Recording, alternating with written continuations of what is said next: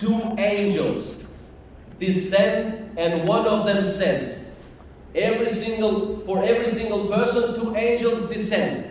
And they say, "Oh Allah, compensate more to the person who gives in charity. Compensate, give him more.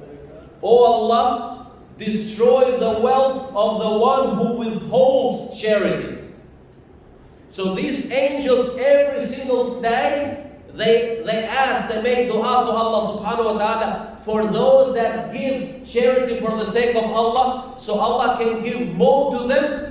And they make dua against those people who have the means to give charity, but they don't do it. And they say, "Oh Allah, destroy their wealth." So my dear brothers and sisters, charity will not decrease your wealth, especially during the holy month of Ramadan. As you know that charity is multiplied. And we're not talking about zakah here. Zakah is compulsory charity. We are talking about voluntary charity. We are not obligated to give, but we give it for the sake of Allah subhanahu wa ta'ala. A guy came to the Prophet ﷺ and he said, "Ya Rasulullah, which act in Islam is the best? What is the best deed in Islam?" Our Prophet ﷺ replied by saying, "To feed the poor and the needy, and to greet those whom you know and those whom you do not know." Number one is to feed the poor and needy. And number two is to give salam to those people that you know and those people that you don't know. So even when it comes to salam, my dear brothers and sisters, as you know, you don't have to know the person to greet that person with salam.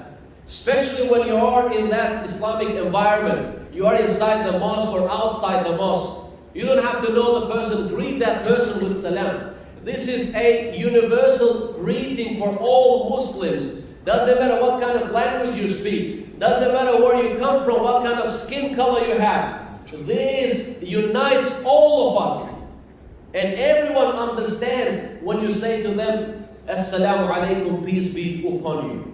And this is very, very important. Also, my dear brothers and sisters, it is important to give charity while we can. You know one thing that Allah subhanahu wa ta'ala told us in the Holy Quran. And you remember when I talked about those people when they die, and they will be able to realize the truth.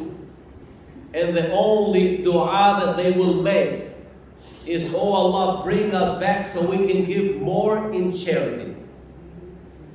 They didn't say, "Bring us back so we can pray more, or we can go to Hajj, or we can do any other deed." They mentioned specifically charity in this verse.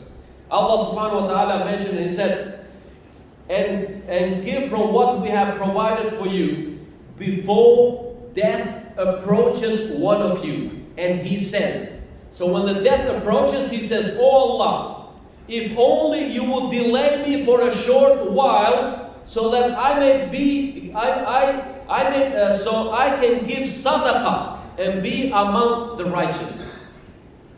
They will make this dua every single day until the day of judgment. SubhanAllah. So while we can, especially during the holy month of Ramadan, my dear brothers and sisters in Islam, give sadaqah. It doesn't mean that you have to give a lot. Whatever you have, because Allah is not of need of our money. All you have to do is give that continuously, even if that is $1 every single day.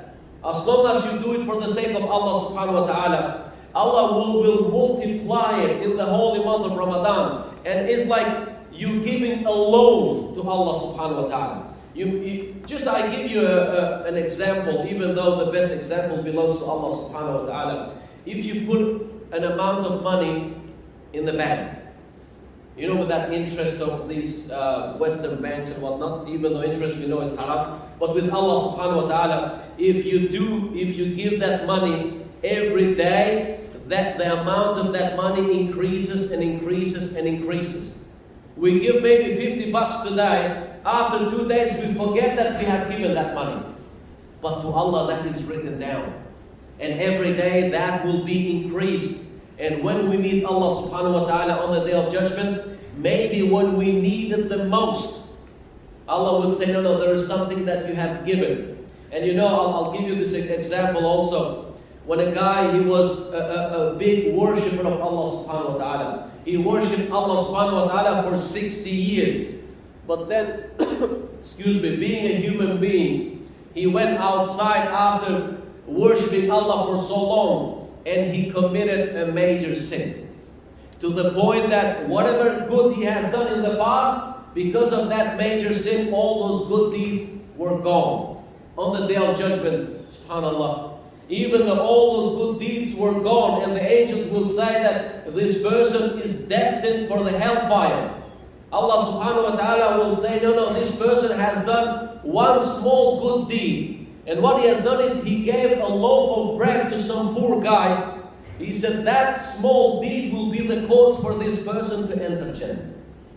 So do not underestimate any good deeds that you do for Allah's sake, especially when it comes to charity, my dear brothers in Islam. That's why Prophet ﷺ, when he was asked which one is the best charity in Islam, and he said, you should give charity when you're healthy and mentally fit, and fear poverty, hoping to become rich. And he ﷺ added, and you must not delay charity until you're about to die and cannot decide who to give and how to divide your wealth. Don't wait for that last moment. You remember I mentioned the hadith of our Prophet ﷺ, and it's worth mentioning again. You know, when this guy left a will, he said, all my warehouse full of dates to be distributed to the poor and needy after I am dead. Anyway, he died. The Sahabas distributed all those dates to the poor. Prophet ﷺ, he went to that warehouse and he found one rotten date. He took that date that no one would even eat the date. He said, Wallahi, this date, if that person who died would have given this rotten date while he was alive, would have been better for him than what he gave after he passed away. Especially in this holy month of Ramadan. It might be our last. It might be the last for one of us. We don't know. So use this time wisely, my dear brothers and sisters, and give for the sake of Allah subhanahu wa ta'ala. Especially being in Australia, you know, we have more means of giving charity than the people who are overseas. Maybe they want to give, but they don't have what to give. And more wealth we have, more responsible and accountable we'll be on the day of judgment, when Allah subhanahu wa ta'ala will ask us this important question: how did you earn your money and how did you spend it at the same time? It's not just how did you earn it, but also how did you spend it.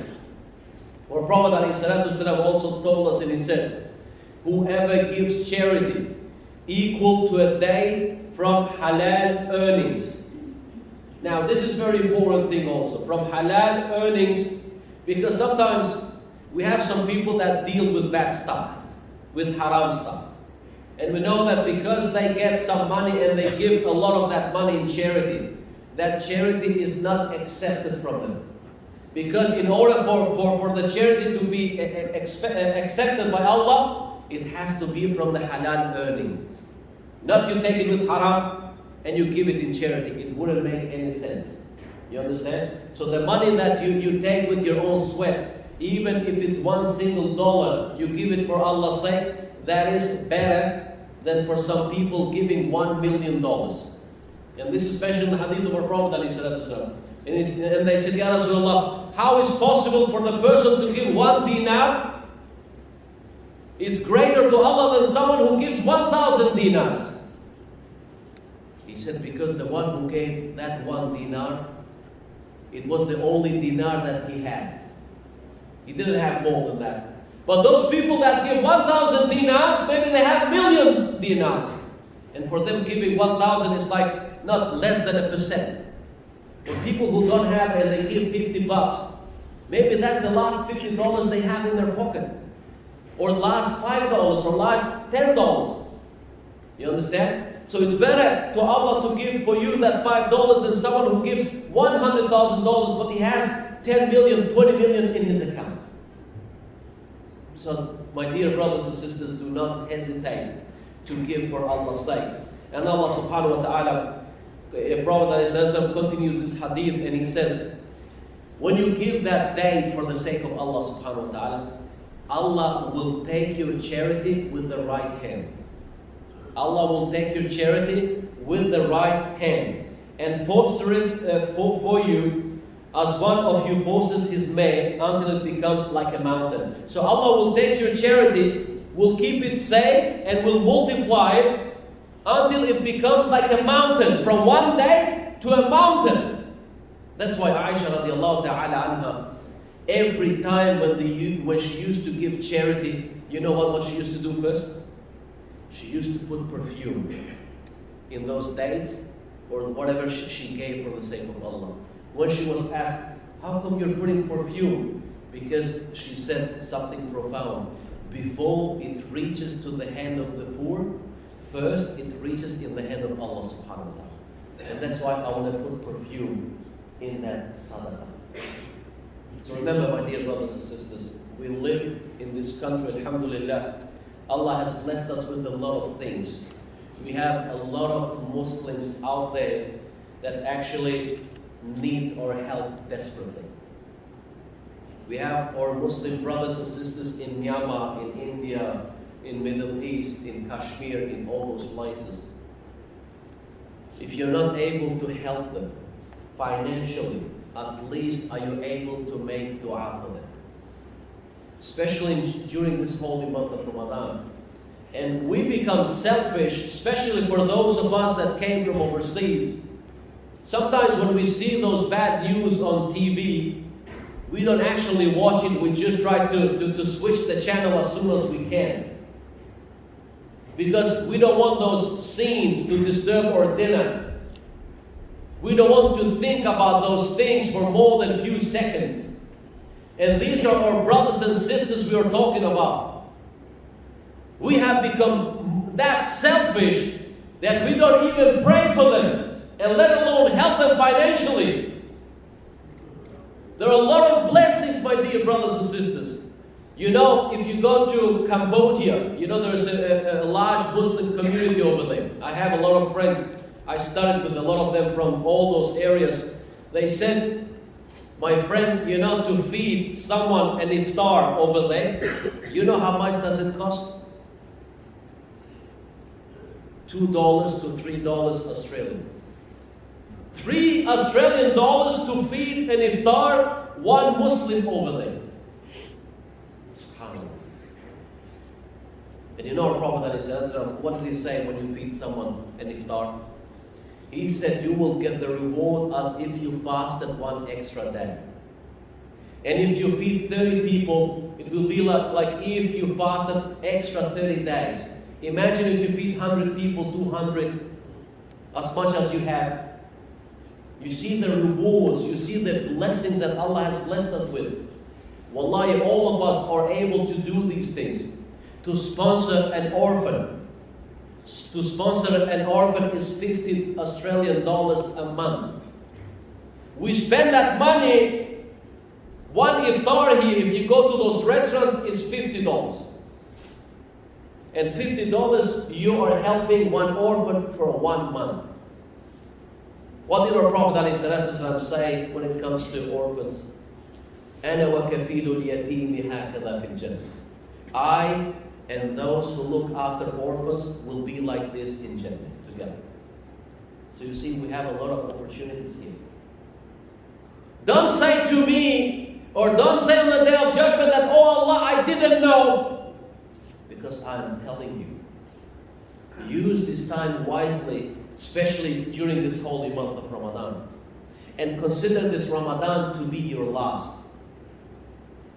You say to yourself, what if this is my last Ramadan? All the money that you have, everything that you want to give it now, because there is no guarantee that you're going to live till tomorrow. And when you leave, when you leave this dunya, nothing you will be taking with you except those good deeds and that charity that you have given in this dunya. And you know our Prophet ﷺ, when he asked his companions, which wealth is the best? Is it your wealth or the wealth of your descendants? The wealth of your children? They said, Ya Rasulullah, our wealth is the best. He said, and then give in charity. Because your wealth after your death will be the only thing that you have given for the sake of Allah.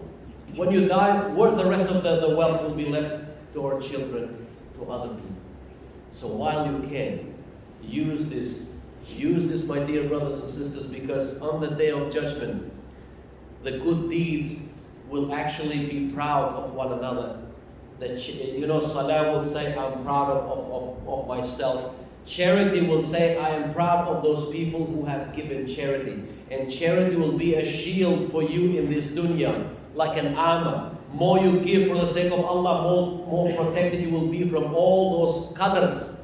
If Allah has written for you to have accident because you have given charity, that will change the qadr of Allah subhanahu wa ta'ala. May Allah make us of those that we give. And when we give only for His sake, Ya Rabbal Alameen. I ask Allah subhanahu wa ta'ala to make us of those that we fast for His sake and we use this time wisely in this holy month of Ramadan. And I ask Allah subhanahu wa ta'ala to make us of those that we use this time wisely and we continue to do good deeds even after Ramadan until our last breath, Ya Rabbal Alameen. I ask Allah subhanahu wa ta'ala to make us of those that our last words in this dunya will be La ilaha illallah Muhammadur Rasulullah, Ya Rabbal Alameen. I ask Allah subhanahu wa ta'ala to make us of those that we are able to feed ourselves and our families with halal and to stay away from haram, Ya Rabbal Alameen. I ask Allah subhanahu wa ta'ala to make us of those that we love, we respect, we advise one another only for His sake, Ya Rabbal Alameen. I ask Allah subhanahu wa ta'ala to make us of those that He's pleased with us in this dunya and the next, Ya Rabbal Alameen. وَقُولُ قَوْلِ هَذَا وَاسْتَغْفِرُ اللَّهَ لِي وَلَكُمْ فَاسْتَغْفِرُوا سيستغفر الله إنه هو الغفور الرحيم.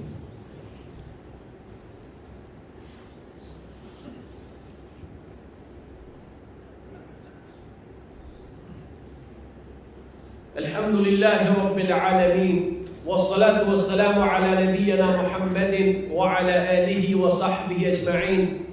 إن الله وملائكته يصلون على النبي يا أيها الذين آمنوا صلوا عليه وسلموا تسليما. My dear brothers and sisters, let us all send salawat upon the Prophet sallallahu alayhi wa sallam. اللهم صل على محمد وعلى آل محمد كما صليت على إبراهيم وعلى آل إبراهيم في العالمين إنك حميد مجيد. اللهم بارك على محمد وعلى آل محمد كما باركت على إبراهيم وعلى آل إبراهيم في العالمين إنك حميد مجيد. يقول الله تبارك وتعالى إن الله يأمر بالعدل والإحسان وإيتاء ذي القربى وينهى عن الفحشاء والمنكر والبغي يعظكم لعلكم تذكرون. وأقم الصلاة يرحمكم.